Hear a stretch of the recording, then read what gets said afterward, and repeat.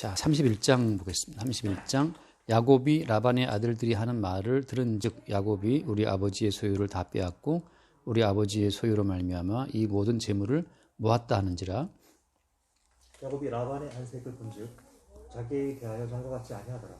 여호와께서 야곱에게 이르시되 내 조상의 땅 내 족속에게로 돌아가라. 내가 너와 함께 있으리라 하신지라.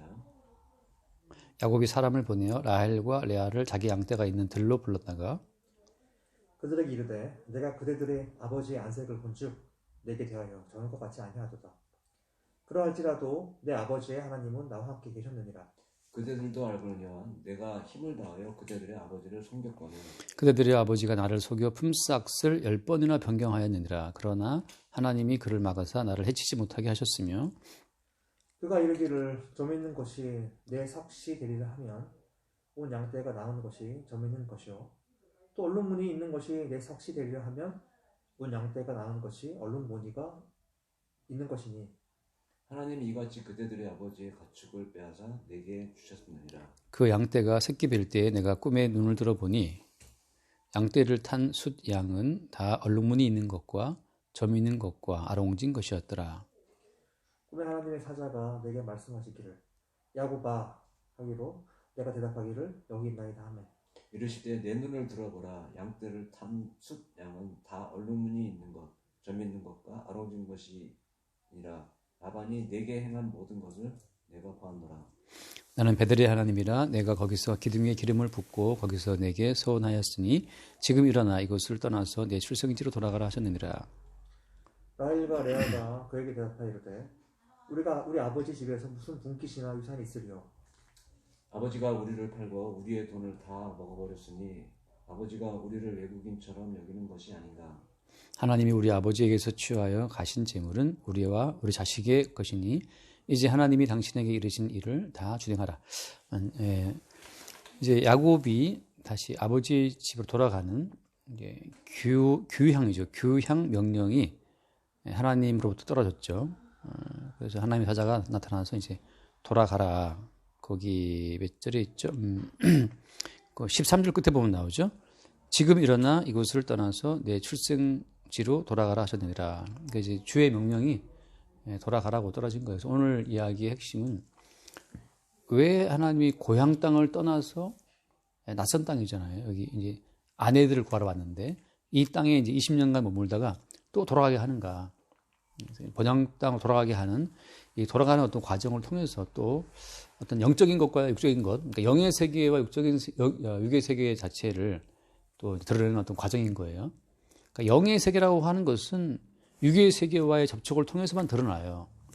그러니까 바람은 볼 수 없지만 바람이 어떤 사물을 치고 나갈 때 그 사물의 흔들림을 보고 이제 바람을 아는 것처럼 영의 세계는 보이지 않기 때문에 알 수 없는데 그 영의 세계가 육의 세계를 치고 어떤 나갈 때 또 육의 세계에 어떤 흔들림이 생겨요. 육의 세계에. 그 육의 세계의 흔들림을 통해서 영의 세계의 실체를 보게 되는 거죠. 오늘 말씀 첫 번째 그 증거는 뭐냐 하면 그러니까 우리가 이 땅을 떠나서 본향으로 가게 될 때 이 땅에서 벌어지고 육적인 세계에서 나타나는 일은 뭐냐. 첫 번째 일은 뭐냐면 그 1절 말씀 보면 누가 야곱을 이제 미워하죠? 라반의 아들들이 하는 말. 그래서 라반의 아들들이 뭐라고 하냐면 야곱이란 저 인간이 우리 아버지의 소유를 다 뺏어갔단 말이죠. 그래서 저 야곱이란 인간이 우리 아버지의 모든 소유를 말미암아서 재물을 모았다, 부자 됐다 하고 이제 그 라반의 아들들이 야곱을 미워하고 시기하는 어떤 상황이 생깁니다. 그래서 말해서 육적인 세계로부터 어떤 미움받는 일, 육적인 세계로부터 미움받는 일이 있다고 하는 그것은 영적인 어떤 세계가, 영의 세계가 육적인 세계에 어떤 게 충돌할 때 나타나는 증상이 바로 뭐냐 하면 미움이에요, 미움. 그러니까 우리가 알다시피 예수님은 이 땅에 와서 미움 받았나요? 아니면 칭찬 들었나요? 미움 받았어요. 그 마지막에 이제 십자가의 죽음이잖아요. 그러니까 이제 말하자면 이제 오늘날 교회가 사람들을 이렇게 오도한다 그래. 잘못 인도하는 것 중 하나가 뭐냐 하면 예수를 믿고 거듭나면 이 땅 사람들로부터 인정받는 삶을 할 것이라고 하는 그 자체가 이게 영의 세계에 접하게 된 성도의 삶하고는 안 맞는 거예요. 왜 그러죠? 왜냐하면 영적인 세계는 육적인 세계의 가치를 다 부정하니까. 육적인 세계의 모든 가치를 영의 세계가 긍정하지가 않고 오히려 그걸 부정한단 말이죠. 어떤 식으로 부정을 해요? 우리가 알다시피 누가복음 나와 있는 말씀이죠. 누가복음 17장에 나와 있는 말씀이지만 노아의 때와 같다. 노아의 때 사람들이 먹고 마시고 사고 팔고 장가하고 집 들었다. 뭐 신고 집을 지었다. 근데 그게 왜 문제가 되는 겁니까? 그게 노아가 등장해서 방주를 지을 때까지는 그게 문제가 되는 것이 아니고 어때요? 그 지극히 상식에 근거한 삶이죠. 뭔가를 사고 팔고 뭐 장가도 가고 때 되면 시집도 가고 뭘 심고 집을 짓는 것 자체는 그게 이 땅의 자연스러운 가치관이란 말이죠. 그러니까 오히려 좋은 대학 가서 지식을 사고 팔아. 그게 이 땅에서 권장되는 일이지만 노아가 등장해서 야 하나님이 이 땅을 심판하시겠다라고 그걸 증거하는 그 순간부터 이제 그 모든 삶이 이게 심판받아 마땅한 삶으로 드러나는 거예요. 그러니까 지금 우리가 뭐 좋은 기업에 취업해서 살아간다. 그게 주님 보시기에는 그게 바로 하나님의 심판을 불러일으키는 죄악된 삶이야. 그 이야기를 누가 믿을 수 있겠어요? 근데 어때? 성도 입장에서는 야 노아 시대를 봐. 상식에 근거한 삶을 살았으나 그 시대의 사람들이 하나님은 그 시대를 심판했다. 그러니까 그 시대의 가치로 자기의 어떤 옳고 그름을 판단하는 것 자체가 옳지 않은 거죠. 그래서 지금 야곱이라는 사람은 왜 미움받았습니까? 야곱이라는 사람은 우리가 정치 봤던 것처럼 그 가지를 벗겨다가 그죠? 버드나무, 살구나무, 시프나무 가지를 가져다가 껍질을 벗겨가지고 세워두고 뭐였어요? 세워두고 양떼로 하여금 거기서 이제 교미하게 했잖아요. 결국은 뭐냐 하면 이게 죽은 나뭇가지를 통해서 뭔가 새로운 생명이 태어나더라 이걸 보여준 건데 그 죽은 나무라고 하는 그 십자가를 통해서 뭔가 새로운 생명이 주어진다라고 하는 그 십자가의 메시지 때문에 어때요? 때문에 결국 야곱이라는 사람도 미움받는 상황 속으로 들어가는 거죠. 그러니까 야 하나님 보시기 죽어 마땅해. 근데 하나님께서는 진짜 생명은 어디에 숨겨놨다? 진짜 참된 생명은 죽음 속에 숨겨놨다. 이게 이제 생존이 곧 진리인 사람들은 수용할 수 없는 이야기예요. 일단 살고 봐야 된다. 일단 내 삶을 지키고 내 삶을 보존해주는 그 용도의 모든 말은 복음이겠지만 일단 살고자 하는 내 생존 자체를 부정하는 그 모든 말은 복음이 아니고 이제 마귀의 말 되는 거예요. 그래서 아까 제가 요한복음 올렸지만 예수님께서 말씀 증거할 때 그 유대인들이 뭐라고 예수님을 취급했어요? 또 귀신 들렸구나 하고 예수님을 귀신 들린 사람 취급했단 말이죠. 왜냐하면 인간의 상식적인 그 생존의 본능을 그걸 죄라고 규정하고 그 생존 본능에 근거한 모든 활동 자체를 다 죄라고 증거하니까 이게 말도 안 되는 거죠. 근데 주님께서 이미 야곱을 통해서 나무에서 꺾어진 그 죽어있는 나뭇가지가 뭔가 생명의 역사를 나타낸다는 것을 이미 증거한 마당이기 때문에 십자가를 증거하는 그 자체가 그들한테는 미움의 어떤 근거로 이제 쓰이고 있다고 하는 거예요. 그래서 예를 들어서 모든 성도는 이 세상살이에서 잘 적응을 해서 이 세상살이의 어떤 본을 보이고 이 땅에서 아주 훌륭한 일을 이루는 그런 용도로 부르심 받은 것이 아니라는 게 중요해요. 무슨 의미입니까? 성도는 이 땅에서 오히려 미움받는 게 중요해요. 미움받는 것이. 뭐 때문에? 십자가의 복음을 증거함으로 미움받으라고 주님이 우리 부르셨다고 하는 거죠. 예를 들어서 기생 라합이 정탐꾼을 숨겨주고 말미암아서 이제 붉은 줄 사람이 언약을 맺었는데 그러면 그 기생 라합이 여리고 성에서 미움받는 삶을 살았습니까? 아니면 이만한 삶을 살았을 것 같아요. 그렇죠. 일단은 기생이었고, 그러니까 천대받고 무시받는 삶을 살았고, 또 이제 라합이 나가고 몰래 이제 이 집으로 모여 하고 이제 그 뭔가 이 땅을 향한 심판을 이야기했을 때 그 말도 안 된다. 오히려 매국노다라고 하는 그런 사람들한테 말할 수가 없겠죠. 했다면 또 어른들이 뺨말 수도 있고. 그래서 그 여리고성을 살리고 여리고성의 어떤 부흥 발전을 위한 아이디어를 기생 라합이 준 게 아니잖아요. 그죠? 우리 뭘 증거했냐면 망한다는 걸 준 거죠. 똑같아요. 노아가 방주의 계시를 받고 나서 그 시대의 어떤 발전에 도움되는 일을 했습니까? 아니거든요. 오히려 그 시대를 정죄하고 망한다고 하는 심판을 증거했다는 거죠. 심지어 그 열왕기상을 잠깐 보면 열왕기 한가? 네. 열왕기 하를 잠깐 보면은 6장에 보면 열왕기 하 6장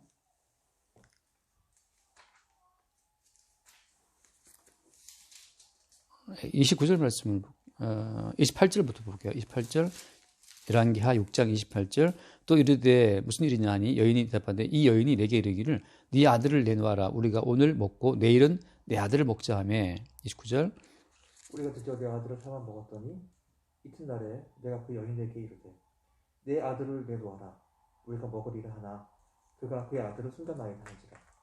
왕이 그 여인의 말을 듣고 자기 옷을 찢으니라. 그가 성 위로 지나갈 때 백성이 본즉 그의 속살에 굵은 배를 입었더라.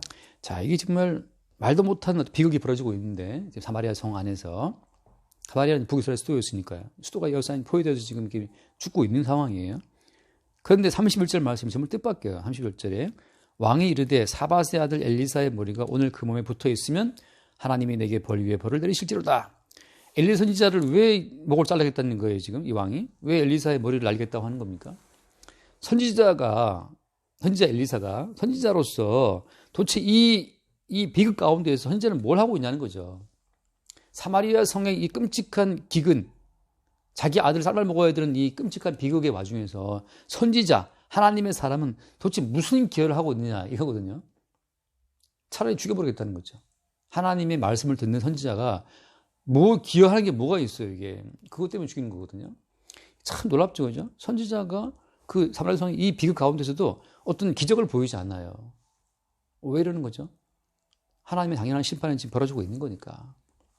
그래서 뭐 뒤를 안 봤지만, 그래서 나중에 의사가 이제 어떤 예언을 해서 바깥에 아람 군대가 다 철수할 수밖에 없는 상황을 하나님이 조정을 해서 결국은 이제 그 다음 날에 다 풀려요, 모든 기근 상태가. 근데 그때까지 하나님의 능력으로 아람 군대가 다 도주해 버려서 포위가 풀리고 말이죠. 아람 군대의 그 모든 물자들이 다 성에 들어오게 되거든요. 그렇게 기적을 베풀 수 있는 하나님인데도 불구하고 오늘날 이 끔찍한 비극을 방치하고 있다는 것 때문에 하나님이 못해서 안 하는 것이 아닌데 왜 이렇게 하느냐 말이죠. 다 뭘 보여주는 거예요? 하나님의 당연한 심판이에요. 하나님이 애호싸면 망하는 거거든요. 사람들은 뭐 이게 풍부함 자체를 당연시하지만 그렇지 않아요. 그 레바논 맞죠? 그 베르투항 폭발 때문에 그 거대한 폭발 때문에 그 뭐 TV를 보니까 밀가루조차도 수입이 안 돼갖고 진짜 양식이 없어갖고 사람들이 탈출하더라고 그 양식 구하러. 우리가 볼 때는 말도 안 되는 일인데 우리도 뭐 신형 자급률이 거의 떨어진 나라니까 만약에 우리도 뭐가 다 다치게 되면 아마 딴 사람 거 뺏어서 먹어야 될 상황이 올 수도 있어요. 그래서 하나 더 읽고 넘어갑시다. 요한복음 16장.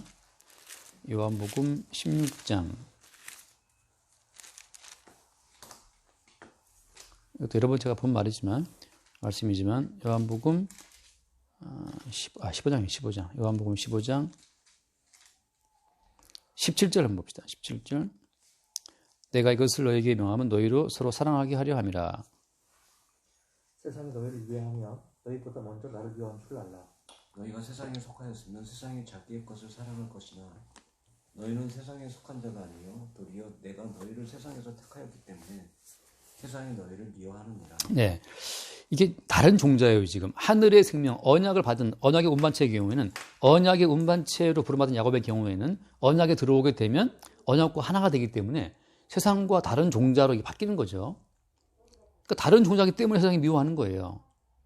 세상이 너희를 미워하는 것은 너희 때문이 아니라 사실은 이미 택함을 입었기 때문에 그 택함의 능력, 언약의 능력이, 언약의 그 성질이 그들이 감당치 못할 그 뭔가 냄새를 풍기는 거죠.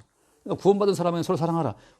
구원받은 사람에게는 그리스도 예수의 십자가 복음을 나누는 것이 기쁨이고 이게 즐거운 행복이지만 그렇지 않은 사람은 이게 아주 감당치 못할 냄새 같아요. 인간의 모든 행위의 의를 다 접촉시키기 때문에, 다 부정하기 때문에 그들은 감당할 수가 없죠. 그래서 일단 오늘 이 라반의 아들들이 야곱을 미워하는 어떤 걸 통해서 드디어 이제 떠날 때가 된 겁니다. 이게 함께 있을 수가 없어요 이제. 자, 그 즈음에 그 4절 말씀 보면 3절 말씀 보면 이제 누가 말씀하십니까? 3절에 여호와께서 야곱에게 이르시되 내 조상의 땅 내 족속에게 돌아가라. 내가 너와 함께 있으리라. 여호와께서 드디어 이제 돌아가라고 하는 그 명령. 어디로? 너희 조상 아버지의 땅으로 가라고 하는 말을 하고 있죠. 이게 조상이라는 말이 영어로 이제 fathers인데 아버지들인데 조상의 땅으로 돌아가라라고 하는 이제 명령이 떨어져요. 그리고 여기서 이제 또 하나 중요한 건 뭐냐면 그 고향 땅을 떠나게 했다가 다시 고향으로 귀향하라고 하는 이 사이에, 그러니까 고향을 떠나왔잖아요, 지금. 그리고 여기서 일을 겪어요, 많이. 겪은 많은 일들을 뒤로하고 이제 다시 돌아가라고 말할 때에는 그때는 뭐가 있겠습니까? 야곱에게 어떤 변화가 있는 거죠. 야곱을 통해서 주님께서 나타내고 싶었던 그 모든 일들이 나타내진 바 되었고, 동시에 또 야곱에게도 뭔가 변화가 있었기 때문에 돌아가라 말씀하시는 거거든요. 그래서 이제 이 본향을 떠나왔다가 이방 땅에서 머물다가 다시 본향으로 돌아가게 되는 요 돌아올 때와 돌아갈 때의 그 차이점을 또 우리가 생각을 해봐야 돼요. 그 차이점 뭐겠어요? 첫 번째는 그 말씀 보면 4절 말씀에 누구를 부르죠? 야곱이? 라헬과 레아. 네, 부인들을 부르죠. 고향을 떠나올 때 명분이 뭐였어요? 가서 결혼이죠, 그죠? 여자 구해오라. 왜냐하면 여자라고 하는 것은 저기 약속의 것을 얻기 위한 하나의 굉장히 중요한 장치이기 때문에 여자를 구해와야 되는데 야곱이 처음으로 자기 부인들을 부르죠. 이 부인들은 이제 야곱이 이 고향 땅을 떠나서 얻었던 언약의 열매들인 거예요. 언약의 열매들은 사실 그것은 뭐예요? 계속 언약을 계속 이렇게 언약에 들어 나갈 수 있는 여자들을 얻은 거기 때문에 언약적 그 연결선 속에서 지금 야곱은 나름의 역할을 한 겁니다. 이게 그런 거죠. 말하자면 이게 오늘날 이제 여전히 교회를 말하는 건데, 말하자면 교회의 어떤 그 교회에 합당한 존재 목적과 가치를 내가 보게 되는 거예요. 어떤 것으로서? 언약의 후손을 잉태하고 생산하는 용도로서의 교회 여자를 보는 거예요. 그러니까 교회를 나온다 하더라도 언약의 후손의 실체이신 예수 그리스도가 생산되지 않는 교회는 이 교회가 아닌 거죠.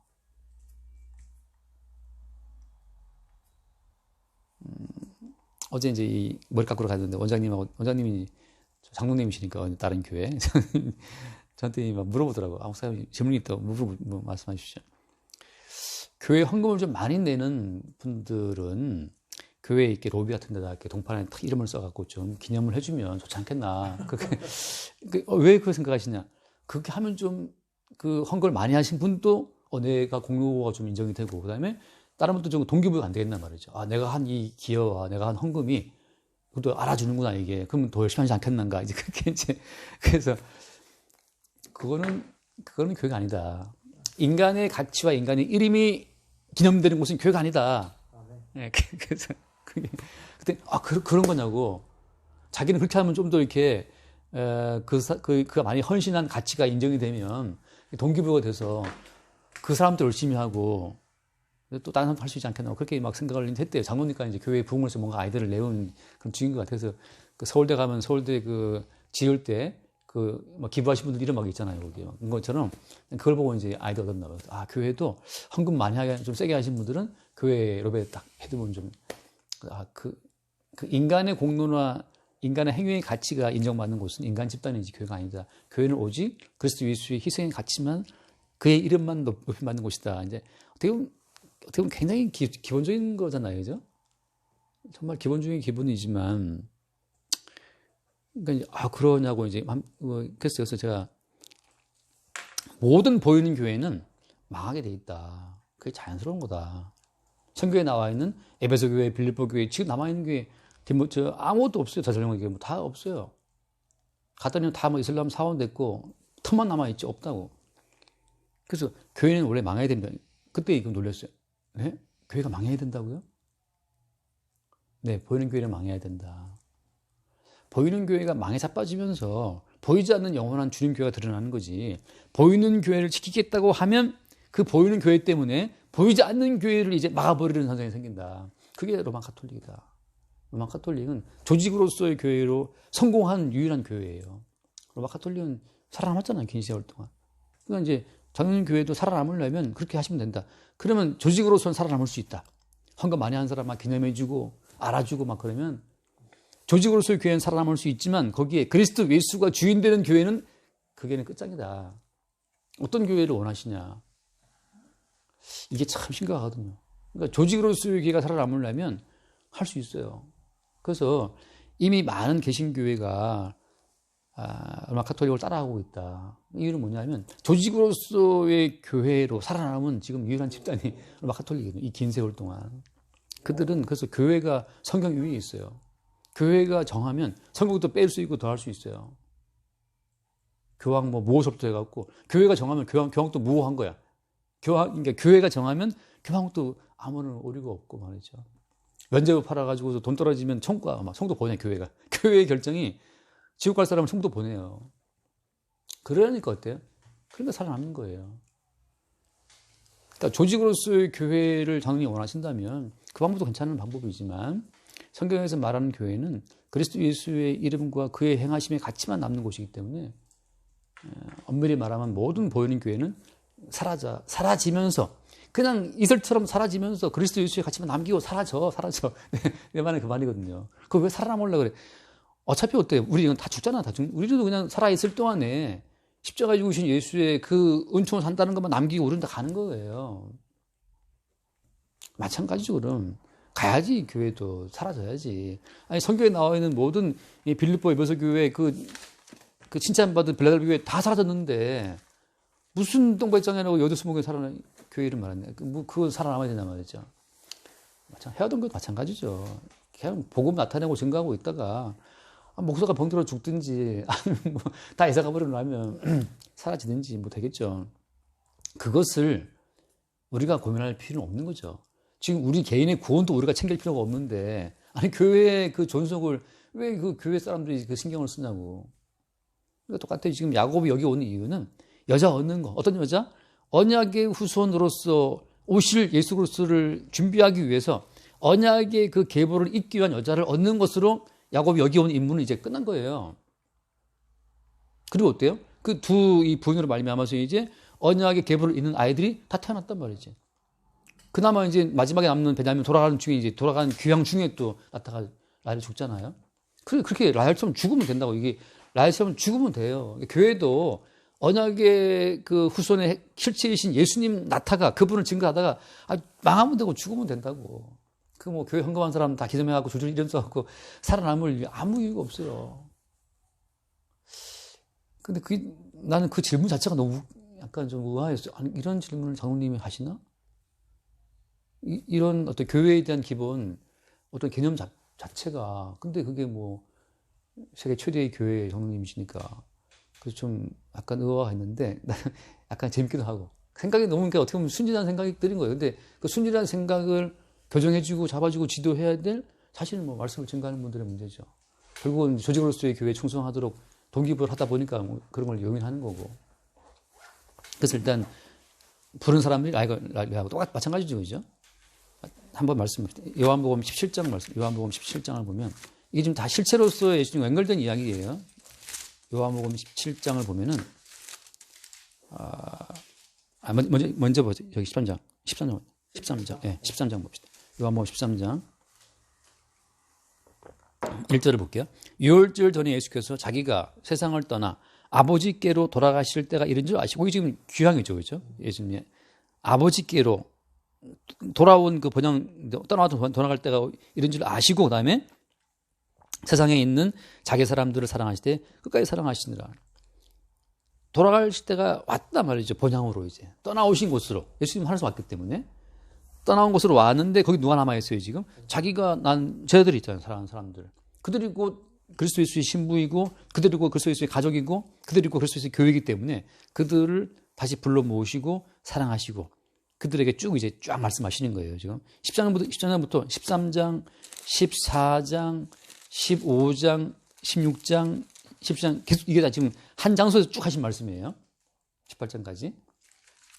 마치 야곱이 라헬과 레아를 불러 모아갖고 지금 쭉 얘기한단 말이죠. 쭉 얘기해요. 그동안 있었던. 마찬가지로 예수님도 지금 쭉 얘기해요.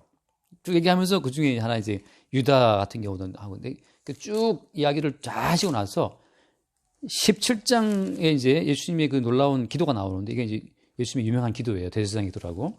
그 17장에 와서 예수님이 기도하시면서 한 이야기가 또 아주 인상적인데 거기 몇 절에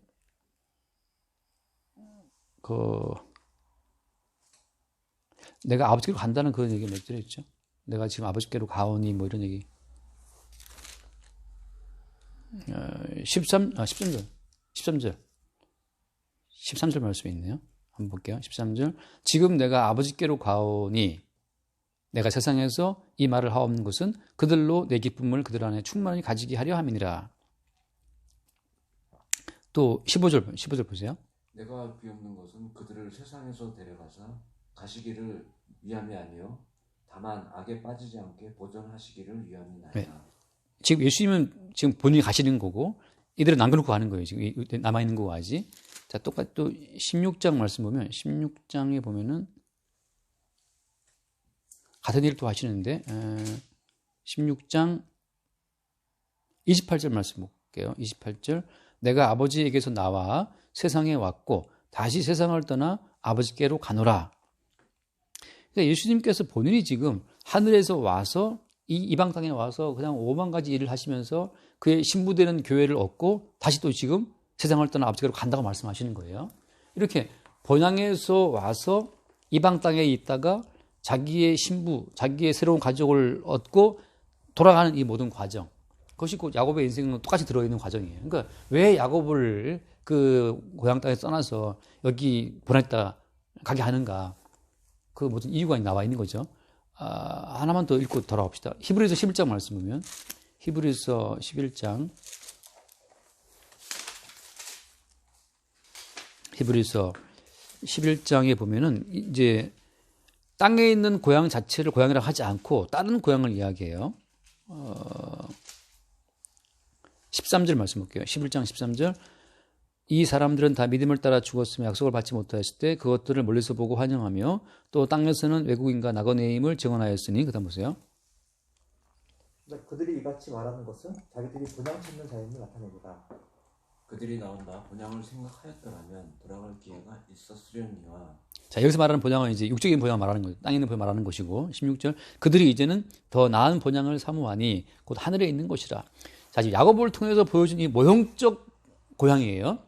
모형적 고향, 그다음 모형적인 예삼촌 집, 그 이방 땅, 다시 모형적 고향으로 돌아가라 이렇게 돼 있지만 그 모든 모형적인 일들을 하게 하는 이유는 뭐 때문이에요?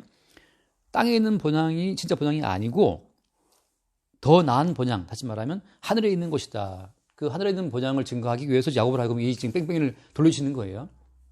야곱이 고향을 떠났다, 거기 와서 또 뭐 거의 20년 동안 고생하고 일했다, 뭐 이런 모든 과정이 다 뭐 하는 과정이냐 하면 하늘에서 오셔서 이 땅에서 뭔가를 이루신 예수님을 먼저 보여주는 모형이었고, 그 다음 또 어떻습니까? 동일하게 그 예수의 불을 입은, 예수 택함을 입은 백성들이 살아가는 패턴으로서의 지금 그 삶을 보여주고 있는 거예요. 그러니까 성도 입장에서는 어디가 본향이에요? 본향이 하늘에 있는 거예요, 하늘에. 제가 태어난 곳은 청주인데, 청주 내가 가봤거든, 근데 어릴 때 거기 떠나갖고 도대체 어디 가는지 모르겠더라고.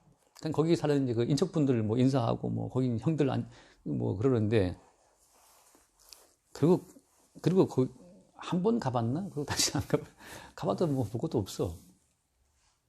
전혀 고향은 강릉인가 원래? 네, 모르죠. 늘 아버님 가겠지만 권지함이 원래 고향이세요? 네. 거기 태어나셔서? 아니요. 아버님 고향. 아버님 고향이? 나는 서울에서 태어나셨고. 영등상가동. 명상가죠. 여기서는 거의 이 동네. 그렇지, 이 동네. 완전 이 동네에서 지금 하시는 거지. 아버님은 그 젊어서 권지함에서 오신 거죠? 그렇죠. 결혼하시자마자 솥단지 들고. 피난살이죠. 그러니까 우리가 생각하는 본향은 사실 그렇잖아요. 가봐도 볼 거 없어요. 다 그냥 그 본향이 보여주고 있는 어떤 실체는 뭐냐. 하늘에 있는 본향을 증거하기 위해서 우리를 이렇게 왔다 갔다 하게 하시는 거예요. 정말 네 고향 가니까 있더냐? 없는 거죠. 그래서 이제 오늘 들어와서 야곱이 자기 부인들에게 이제 이야기를 쫙 하는 겁니다, 이제. 아까 예수님께서 요한복음 13, 14, 14, 15, 17까지 쫙 그 마지막 마지막 대화하시고 기도하시고 한 것처럼 지금 야곱도 지금 자기 경로를 쭉 이야기하는 거예요. 그래서 5절 말씀 보면 내가 그들의 아버지 안색을 본즉 내게 대하여 전과 같지 않다. 그러할지라도 내 아버지 하나님은 나와 함께 계셨다 하면서 이제 하나님이 함께 하시는 것으로 자기 인생을 이야기하는 겁니다. 내가 여기 온 것은 내 개인적 의지가 아니고 하나님 아버지가 함께 하셨고 여기 보냈다는 것을 지금 말하고 있는 거예요, 부인들한테. 그러니까 똑같아 예수님 아까 한 것처럼 내가 아버지께로부터 내가 왔다. 그러니까 제 아들 입장에서 계속해서 예수의 어떤 출처를 의심해요. 너 왜 하냐 예수님. 근데 예수님께서 하신 말씀은 내가 하나님 아버지께도 보내서 왔다는 것을 말씀하고 있는 거예요. 똑같이 야고보 지금 여기 온 것은 하나님 아버지가 함께 했다 말하고 있는 거고, 뭐 7절 말씀 보면 한번 볼까요? 7절. 그들의 아버지가 나를 속여 품삯을 10번이나 변경하였느니라. 그러나 하나님이 그를 맡아 나를 해치지 못하게 하셨습니다. 그러니까 이 땅을 살면서 야곱이 10번이나 품삯이 변경해서 그냥 손해본 것처럼 이 땅에서 우리가 뭘 많이 얻는다 그 생각을 버리는 게 좋아요. 차라리. 제가 늘 하는 말이지만 나사로 같은 거지 같은 경우는 거지 아무것도 없잖아요. 우리가 아무것도 없는데 매일 집도 받고 돈도 받으면 그게 다 주의 은혜지만 이건 내 땀의 열매야. 그러면 이제 그때부터 내 땀의 열매를 지키려고 하는 그 조바심 때문에 막 돈 좀만 나가도 막 안절부절한단 말이죠. 근데 주님 입장에서는 야, 그 돈은 누가 준 건데 사실 우리 것은 아무것도 없잖아요. 주님 하신 말씀처럼 이 땅에 올 때 그냥 왔는데 빙처 왔는데 뭘 더 이렇게 추구한 자체가 지금 하나의 허구에 붙들린 개념에 괴로움 당하고 있는 거죠. 그래서 그러나 하나님은 그죠? 그 장인어른은 나를 10번이나 속였는데 그러나 하나님은 그를 막으셔서 나를 해치지 못하겠다. 그러니까 지금 살아있는 것 자체는 하나님이 우리를 해치지 못하게 막았기 때문인 거예요. 똑같아요. 예수님께서 이 땅에 살아계실 때 여러분 그 바리새인들이 예수를 죽이려 했잖아요. 근데 주님 말씀하신 내 때가 아니기 때문에 아직 그들이 예수를 못 죽였단 말이죠. 나중에 예수님께서 하신 말씀이 이제 보라 이제는 너희의 때다. 어둠의 때라고 하시면 잡혀간단 말이죠. 그때까지는 예수님 안 가요. 우리도 마찬가지죠. 우리도 이제 살면서 주님이 살아가신 그 때가 되면 우리가 건강을 잃든 뭐 돈을 잃든 그 땅을 떠나가겠지. 그때까지는 10번을 속든 20을 속든 까딱 없습니다. 그냥. 그러니까 우리가 우리를 지켜서 장수하는 게 아니에요. 우리가 우리의 건강을 지켜서 무용장수하는 것이 아니고 나를 해치지 못하게 하셨다는 그 야곱의 고백처럼 주님이 우리를 막아주시면 까딱 없는 거고 야 이제 그만 가자. 그러면 이제 이 땅을 떠나게 되면 아무리 무슨 검지 맞고 해도 그냥 가는 거죠. 제 집사람도 거의 해마다 검진을 했는데 그게 이상 없었는데 그게 갑자기 뭐 몇 개월 만에 그러니까 뭐 그냥 제가 볼 때 그냥 때가 됐다 생각하는 거죠. 그냥 주님이 부르신 때가 됐다 생각하는 건데 그런 것처럼 자 그리고 또 하나 말이 이제 8절 말씀 그가 이르기를 점 있는 것이 내 삭시되리라 하면 온 양떼가 낳은 것이 점 있는 것이요 이렇게 한 것처럼 결국은 그 말씀 보세요. 9절 말씀 보세요. 9절. 하나님이 이같이 그들의 아버지의 가축을 빼앗아 내게 주셨는데. 야, 그들의 아버지는 10번을 나를 속였는데, 그러니까 인간의 지혜로, 인간의 힘으로 그냥 속여 먹은 거죠. 빼먹은 거죠. 근데 어때요? 하나님이 이같이 다시 또 돌려줬다고 하는 거죠. 10번이나 그동안 속여 먹은 그 품삯을 지금 다 돌려받은 거 어떻게 돌려받은 거예요. 하나님이 함께 하심으로써. 그러니까 내 지혜와 내 본능으로 쌓아 얻은 결실이 아니고 하나님이 이같이 그들의 아버지의 가축을 빼서 내게 주었다는 것처럼 야곱의 고백이 딱 정답이에요. 그냥 인간 대경을 봤을 때는 야곱이 힘 못 쓰죠. 뭐 타양 땅이고 지금 라반의 그 나발이기 때문에 야곱이 힘 못 쓰지만 하나님 했다는 것을 이제 보여주고 있는 거예요. 그래서 이제 근데 또 하나 재밌는 게 그거예요. 그 말씀 보면은 11절 말씀 보면 11절에 꿈에 하나님 사자가 내게 말씀하시길 이미 꿈을 통해서 야곱은 천사의 음성을 들었어요. 그 내용이 어떤 겁니까? 꿈에 나타나서 그 천사가 말한 것이 어떤 내용이었어요? 야곱아 여기 있나이다 할 때 그 다음 12절 말씀 12절 한번 읽어볼까요? 12절 이르시되 내 눈을 돌아보라 양떼를 탄 순양은 다 얼룩무늬 있는 것 점 있는 것과 아롱진 것이 아니라 라반이 내게 행한 모든 것을 내가 보았노라. 양떼를 탄 숫장은 다 그러니까 이 나뭇가지를 꺾어놓고 그렇게 할 때 그럴 때 그 무조건 다 앞으로 이제 얼룩무늬인 거 아롱진 거 검은 거라는 거 자체를 지금 천사가 이미 다 보고 있고 다시 말씀드립니다. 여호와의 군대라는 뜻이 뭐라고 했죠? 마하나임. 이미 천사들이 다 모든 걸 수행하고 있어요. 그래서 양떼가 왔다. 그러면 이거 무조건 겉으로 볼 때는 저 양이 지금 흰색 양인데 왔는데 암컷에 올라탄 그 양은 이미 어때요? 아랑진 것을 내포하고 있는 수컷이 그 양떼 올라타갖고 지금 새끼를 낳게 되는 거죠. 그 조치를 누가 했다? 마하나임이 다 한 거예요. 어떻게 보고 저 양이 그 다음 새끼를 낳을 때는 점있는 게 타는 양이냐? 그거 어떻게 인간이 알아요? 몰라요. 근데 누구는 안다? 천사가 다 해서 완벽하게 무조건 양떼가 양을 올라탄 수장은 무조건 다 아랑진 것, 얼룩무늬 것이다 보니 천사가 다 이미 다 하고 있고 하고 있는 거죠. 그런 식으로. 마치 영화 갔는데 영화 갈 때마다 이미 천사가 미리 가서 다 이미 데려오면 되게 하시는 거예요. 천사가 가서 안 데려오면 안 되게 하시는 거고. 그게 마하나임이죠. 그래서 근데 이런 얘기를 이제 보통 사람 볼 때는 자기 힘과 자기 지혜, 자기 기억력밖에 안 믿는 사람들은 이게 믿을 수 없죠. 이제 주님께서는 인간의 기억력이 미칠 수 없는 일들을 벌이시기 때문에 우리가 잘 맞죠, 그죠? 아롱진 것, 얼룩무늬인 것 어때요? 라반이 사흘길을 뛰어나요. 뭐 같이 못 섞이게. 그렇게 인간이 철저히 맞거든요. 인간의 지혜로. 그러니까 인간의 지혜와 인간의 지혜로 붙어버리니까 야곱이 10번이나 속인다. 야곱도 원래 한 속임 하는 사람인데 야곱도 속이는 사람이지만 라반은 그 위에 있어요. 그래서 10번이나 속여 먹는 동안 야곱이 당한 거지. 당한 건데 마지막에 여호와의 군대가 동원돼서 조치를 쫙 취하니까 라반의 지혜와 기억력과 그의 모든 장깨도 미치지 못하는 상태에서 모든 재산이 그냥 넘어오게 된 거죠. 그래서 십자가에서 우리의 지혜가 죽을 때 우리가 할 수 있는 것이 아무것도 없습니다. 주님 할 때 마하나임이 동원되어서 다 모든 걸 하는 걸 볼 수 있는 거죠. 그러니까 자꾸 우리가 우리 지혜를 믿고 의뢰하면 될까 저렇게 하면 뭐 잔머리 써봐야 사실 그게 머리만 아프고 신경쇠만 걸린단 말이죠. 물론 이게 하려면 해요. 우리가 하죠. 그죠? 자연스러운 본능이니까 하게 되지만 마지막에 주님이 알게 하시는 것은 바로 뭐냐면 하나님은 사자가 내게 말씀하시려 한 것처럼 야, 네가 걱정한다고 될 거, 네 걱정을 해가지고 10번이나 네가 속았잖아, 라반한테. 네 지혜로 라반을 못 이긴다니까. 라반은 이미 대주주예요. 이미 웬만한 사업 머리 위에 있는 사람이라고 못 이겨요. 근데 마하나임이 동원되니까 그 라반도 감당치 못할 일이 벌어지고 있는 거지. 그래서 이제 구두의 말씀, 나는 베델의 하나님이라 내가 거기서 기둥에 기름을 붓고 거기서 내게 소원하였으니 지금 일어나 이것을 떠나서 돌아가라 하셨느니라. 그래서 이제 드디어 돌아가게 되는 거죠. 자, 그럼 이제 마지막으로 여기서 이제 야곱이 돌아가면서 달라진 점이 뭐냐 하면 달라진 점이 야곱은 제가 누누이 말했지만 언약의 운반체로서의 자기의 어떤 그 정체성을 이제 알게 되는데 가장 큰 어떤 달라짐이 바로 뭐냐 하면 인생이라는 것이 내가 주체가 아니라는 사실을 하나 아는 거예요. 내가 주체가 되어 살아온 인생은 지금까지 보니까 이게 다 10번이나 속임당하는 부인도 속임당하는 그 사건이라 이 말이죠. 그래서 내 부인은 이런 부인일 거 했는데 엉뚱한 부인이 들어온 것처럼 말이죠.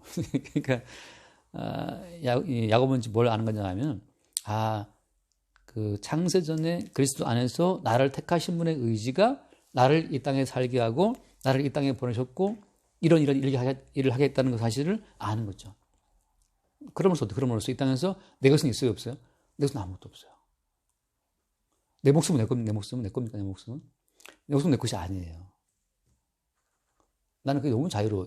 내 목숨이 내게 아니라는 사실을 알 때마다 깨달을 때마다 너무 그게 자유롭고 담대해지는 게 내 목숨이 내 것이 아니면 내가 생각하는 구원도 어때요? 내 구원이 아니고 내가 생각하는 천국도 내 천국이 아닌 거야. 그러니까 너는 너에 대해서 뭐 소유권을 주장하지를 마. 왜? 지금 네가 생각하는 그 너의 자아라고 하는 것 자체는 어때요? 지금 너의 자아는 불법으로 네 몸을 점거하고 있는 귀신이에요.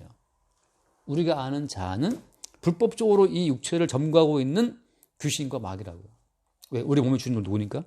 몸의 주인은 주님인데 주님이 알아서 네 몸을 쓰시겠다는데 지금 너의 자아가 거기 들어가고 이게 내 인생인데 내 인생은 나의 그 어떻게 살아야 되나 뭘 해야 되나 막 고민하고 자체가 이게 그 실체가 그게 마귀고 귀신이죠. 제가 늘 이런 거죠. 마태복음 10장 말씀처럼 내가 나온 내 집으로 돌아가리라. 누가 한 말입니까? 귀신이 한 말이잖아요. 귀신은 우리를 보고 뭐라 불러요? 내 집은 내 집이라고. 주님 말씀하시기, 네가 지금 불법으로 내 몸을 점거하고 있네? 그래서 나중에 바울이 뭘 깨달았습니까? 바울이 깨달은 것이 바로 뭐냐면, 내 안에 하신 분도, 뭐라 하죠? 예. 읽고 넘어갑시다. 갈라디아 2장 20절 말씀. 갈라디아서 2장 20절을 보면은, 거기에 이렇게 말을 하잖아요. 2장 20절. 한번 읽어볼까요? 예. 아멘. 예. 못 받겠다. 그러니까 불법적으로 점거하고 있는 그 나라고 하는 그 자아가 못 바뀌지 않으면 지가 지 몸을 주인처럼 살고 오해한단 말이죠. 아니 머리카락 하나도 우리가 희귀나 건강할 수 있어요? 주님 말씀처럼 머리카락 하나도 힘껏 못하는 주제가 무슨 네가 네 몸의 주인이야. 우리 몸의 늙음을 막을 수 있냐고. 못 막잖아요. 근데 네가 무슨 네 몸의 주인이야. 졸리면 자고 배고프면 먹어야 되고 욕망이 생기면 또 가서 뭐 엔조이를 해야 되는 육체인데, 그래서 이제 불법적으로 이 몸을 점거하고 있는 그 악한 그 귀신과 결탁된 그 자아를 못 박으시고 못 박혔나니 이제는 내가 사는 것이 아니다 말이죠. 내 안에 누가? 그리스도가 하시는 그리스도가 이 몸의 주인인 거죠. 그러니까 지금 야곱은 뭘 배우는 거냐 하면 내 인생을 생각했던 그 착각을 계속 이제 깨져 나가면서 내 인생을 실제 주관하시는 주님과 그다음 끌고 나가는 어떤 마하나임의 군대를 볼 때마다 이제 나는 지금 이렇게 들려서 가고 있는 거예요. 지금 마하나임에 들려가는 거고 우리 인생은 주의 어떤 교육에서 들려가는 인생이란 말이죠. 그 매 순간마다 내 인생이 내 거라고 하는 그 불법적으로 이 몸을 점거하고 있는 그 악한 귀신과 결탁된 그 자아를 주님이 매일매일 죽이시는 거죠. 야, 네가 뭔데 이 몸을 점거하고 있어? 너 꺼져! 하고 이제 만약에 누가 들어와서 이관 선생님 집에 들어와 누가 이렇게 뻗은 거 있으면 어때요? 이거 퇴거하라, 퇴거. 너 나가라고 말이지. 경찰 불러 내보내야 돼요. 그런 것처럼 마귀가 귀신이 한 들어와서 야, 네 몸은 네 거야. 네 인생은 네 거야. 너 어떻게 살아야 되겠니? 돈 벌어야 돼. 돈 까먹으면 안 돼. 계속 우리 속에 들어와서 우리의 생각을 잡고 있단 말이죠. 그 불법 점거자 그 귀신과 붙어 있는 우리의 자아를 주님이 어떻게 매 십자가에 못 박아서 죽여버리는 거죠. 그 일을 주님이 하신다고 하는 거. 그러니까 그 일이 있을 때, 그러니까 그게 십자가의 증거예요. 십자가의 증거는 십자가 믿는다는 증거가 아니고 십자가 사건으로 내 자아가 죽임을 당해서 깨져 나갈 때, 내가 내 인생의 주인이 아니고 그리스도가 주인이라는 사실을 드러나는 그게 십자가의 증거지. 근데 뭐 난 십자가의 진리를 알아, 복음을 알아. 그게 다 귀신이 그래 너 십자가도 알지, 너 복음도 알지, 너 다 알지. 귀신이 더 든든히 들어와 있어요. 근데 십자가의 사건 저렇게 우리가 깨지는 겁니다. 이거 잡시다. 너무 오래했다. 40분 기도하시죠. 주님 감사합니다. 이렇게 야곱이 이제 본인의 주님이 시키신 언약의 일을 다 하고 돌아가는 이 과정을 통해서 주님께서 또 다른 깨달음을 주셔서 감사드립니다. 주님, 하나님의 백성 그리스도로부터 난 자는 세상으로부터 인정받는 자가 아니고 오직 미움의 대상이라는 것을 다시금 깨닫습니다. 그 이유가 오직 예수 그리스도께서 우리를 택하였기 때문에 벌어진 일이라고 주님께서 직접 말씀하셨고 그것이 이제 야곱 사건을 통해서 이렇게 드러남을 주님 보게 되었습니다. 또한 주님께서 이렇게 그 야곱을 돌려보내시면서 이제 그가 행한 여자를 택하고 그 언약의 후손들을 잉태하는 이 사건을 통해 교회가 존재하는 그 이유에 대해서 지금 깨닫습니다. 교회의 존재 목적은 인간의 나라와 인간의 의를 세우는 것이 아니고 오직 주님의 그리스도의 이름과 행함이 드러나 그들의 백성이 잉태되어지는 그런 역할을 하는 것을 주님께서 또 깨닫게 해주셔서 감사드립니다. 이제 마지막으로 야곱이 돌아가면서 우리 인생의 주인이 자기가 아니고 오직 또 다른 분 우리를 이끄시는 주님이 계시다는 것을 깨달음을 주님 보게 됩니다. 우리의 구원도 우리의 삶도 우리의 몸도 우리의 육체도 우리가 하는 모든 것이 저희 것이 아님을 더욱더 깊이 깨닫고 그리스도의 그 말씀 안에서 존재 가치가 계속해서 부정되어지는 그 은혜를 주님 사모합니다. 예수님의 이름으로 기도합니다. 아멘. 주님 감사합니다. 언약의 운반처로 동원된 야곱은 주님으로 말미암아 본토 아비집을 떠나서 외삼촌 라반 집에 가는 긴 여정을 통해서 주님을 만나 뵙고 또 주님의 어떤 마하나임을 경험을 하는 그런 인생을 살게 되었습니다. 야곱은 결국에 그 언약의 실체이신 주님을 드러내기 위한 용도일 뿐 그 자체는 아무것도 쓸데없는 하나의 어떤 흙으로 들어갈 모형임을 오늘 말씀을 통해서 배우게 되었습니다. 우리는 늘상 우리 자아를 내세우면서 주님 앞에 다가서려는 어떤 욕망을 지닌 그런 어떤 욕망의 어떤 그 화신으로서 이 땅을 살게 됩니다. 주께서는 항상 그런 어떤 우리 자아를 파쇄시키고 오직 우리 안에 있는 십자가의 의만을 드러낼 수 있도록 하는 용도로서만 성서를 쓰게 되는 오늘 말씀을 듣게 되었습니다. 늘상 우리를 인도하는 것은 우리가 아닌 내 안에 사시는 우리 주 그리스도임을 늘 말씀을 통해서 증거하며 우리 삶이 그와 같이 담아갈 수 있도록 늘 인도하여 주시옵소서. 아멘. 주님의 이름으로 기도드렸습니다. 아멘. 주님 감사합니다. 우리가 사는 것이 아니라 우리 안에 사시는 그리스도를 늘 나타낼 수 있도록 불법으로 우리의 인생을 점거하고 있는 어둠의 영과 결탁된 우리의 자아를 십자가 못 박아주시고 우리 안에 사시는 그리스도 예수의 십자가의 그 가치, 그 희생의 공로만 늘 새롭게 나타나고 증거되게 하여 주옵소서. 우리 주 예수 이름으로 기도드립니다. 아멘.